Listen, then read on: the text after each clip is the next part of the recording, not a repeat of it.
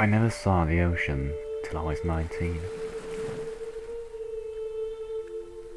And if I ever see it again, it will be too goddamn soon. I was a child, coming out of the train, fresh from Amarillo into San Diego and all her glory.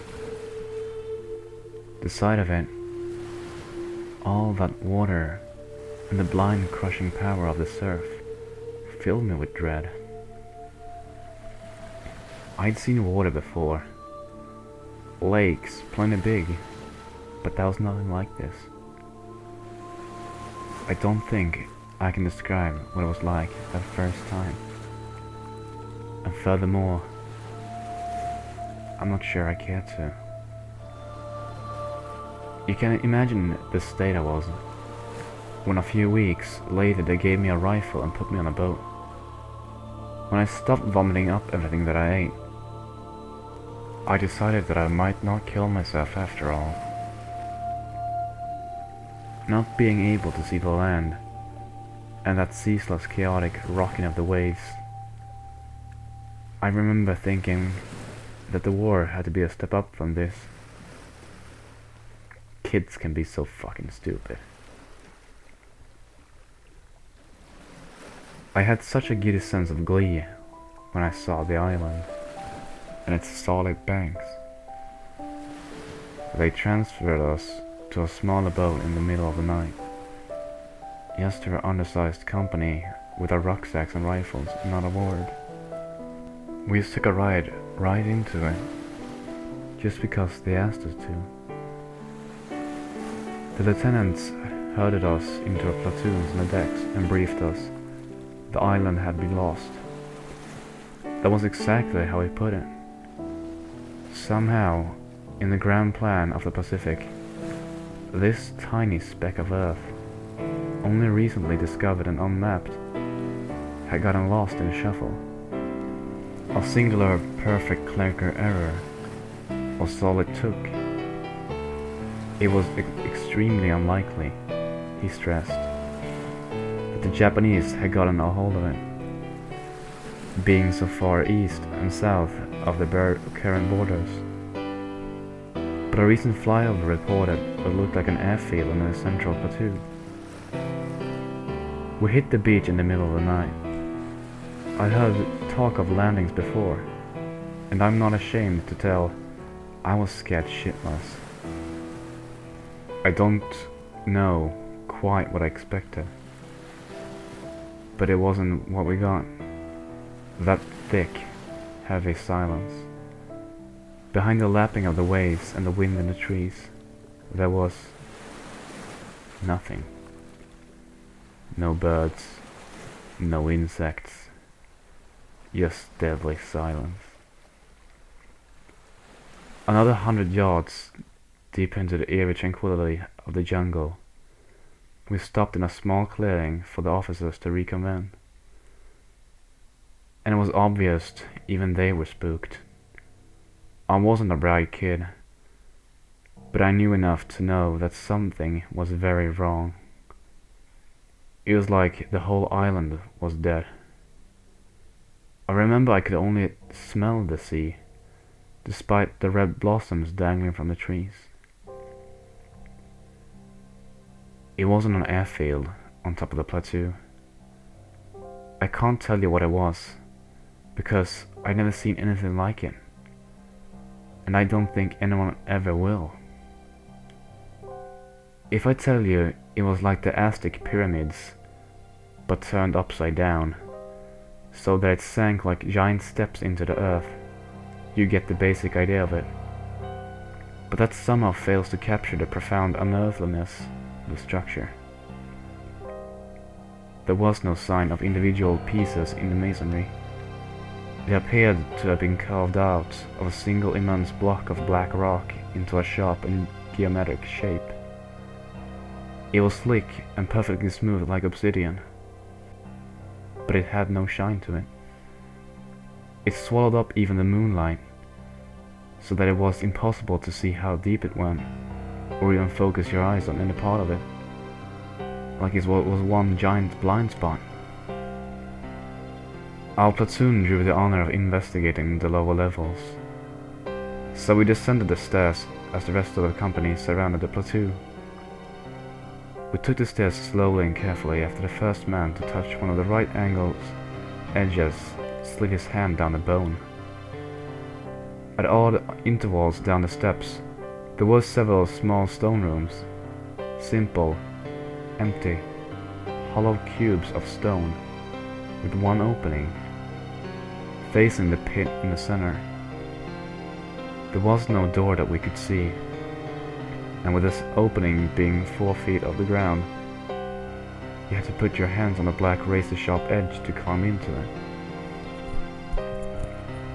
We circled the descending floors, shining our lights into each of the small structures. They contained the same featureless black walls and nothing else. No dust, no leaves, and all that treated us from the jungle. The whole monument was immaculate, as if the place was just built. But that couldn't be right. The whole structure felt incalculably old to me somehow, despite having no way to articulate the particular reasons. Down near the bottom, you could see that it simply sloped away into darkness that swallowed the flashlights.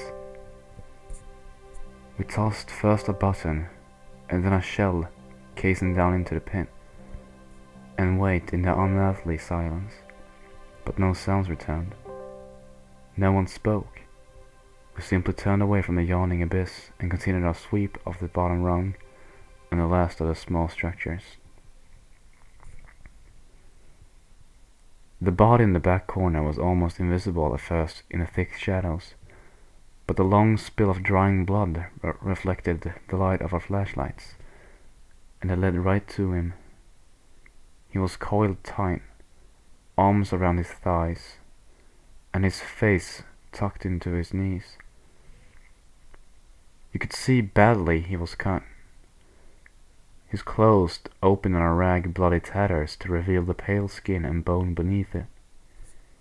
He may have been dressed in a Japanese uniform, but it had been reduced to ribbons. I only had a few seconds to look at him before we heard the first shots. It echoed like the buzzing of faraway insects in the still jungle, swallowed almost instantly by the blanket of quiet. By the time we'd reached the top, the rest of the company had vanished. There were shell casings on the ground, and the hot smell of gunpowder in the air, but they were gone. The trees were deadly quiet around. There was not a trace of nearly 50 other men that had come ashore with us. I could taste bile rising in my throat as panic threatened to cripple me. I felt crushed between a yawning pit and razor edges on the one side and the dead jungle and the pounding oceans on the other. The silence rang in my ears, and I struggled to still myself. They were just inside the jungle, waiting for us. They came out from between the trees with all sound of a moth simply sliding into our view. I can try to tell you what I saw, the same as I did to Army Doc on the hospital ship when I first woke up, and again half dozens other various officers over the following months, and you'll have the same reaction they did, that I was dumb country rube, suffering from heat stroke and exposure and trauma, that I was crazy. You know me. You know I'm not crazy. And I remember every second of that night with crystal clarity. The thing, the first one that caught my eye, was wearing the skin of a Jap soldier, all mottled, with the belly distended from a rot. The head drooped, useless and obscene on the shoulders, tongue swollen, and eyes cloudy. I could see where it was coming apart at the ill-defined joints, with ragged holes in drying flesh. At the bottom of each of these raw pits was blackness, deepened in the stones of the buildings, a darkness that seemed to churn and froth like angry clouds. The thing moved suddenly, the head snapping and rolling backwards as it dashed toward us. I had my rifle clasped tightly in my hands, but it simply didn't occur to me to fire. All I could do was gape silently at the macabre sight bearing down on us, and think absurdly of my mother's marionettes. A gun went off beside me, and I turned to see a dozen more of the horrors darting silently in on us. Among them were a few more rotting and swollen forms, but the majority wore the same uniforms as us, and were pale, fresh, and soaked in blood. More bullets zipped through the air, and I saw the grisly thing hit again and again, but they never stopped. I caught a glimpse of the first surgeon's wizened, glassy eyes as his head dangled limp from his shoulders. I saw the great ragged wound in his back, and the shuddering darkness that inhabited his corpse when he leapt just past me without a sound, landing like a graceful predator on the soldier beside me. The others around me began to drop in silent dance of kinetic energy and blurred motion. I was on a track team in high school, and it could have got me to college. I didn't need an invitation, I just ran. I ran blind through the jungle, caroming the tree trunks, and it struck a new ringing tone of terror in me. I don't remember actually deciding to swim, but when I turned back to the tree line, I saw one of the whitey and bloody things emerge, running on all fours, the hands splayed white and the back contorted and cracked in an impossible angle. To this day, the mere thought of the ocean still brings on a cold sweat. But that night, I let it embrace me, let the tide drag me out to sea, if only to bring momentary relief from the impossible monolith and terrors on the island. The days I spent drifting offshore and blistering in the sun were a welcome release from the silent island. I never saw the war. They sent me home as soon as I recovered. It was comforting in a way. When I thought no one believed me, it allowed me to believe that it never happened, that it was a product of my mind. But as I got older, I found it that it's pointless to lie to anyone, especially yourself. I know what I saw, and someone else believed me too. I've seen the maps of where they tested the hydrogen bombs in the South Pacific.